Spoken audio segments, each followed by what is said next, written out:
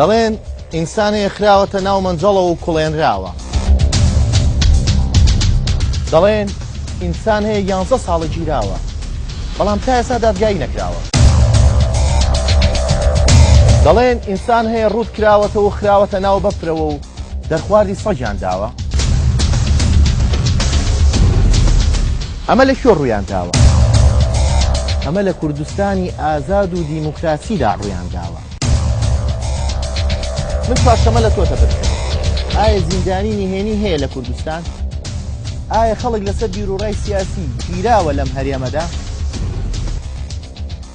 بوون و نەبونی زیندانی نێنی و بێ سەروشوێنکردنی خەڵک مەلەفێکە بۆ گفتوگۆ ئەم هەفتەیە دەیکەینەوە.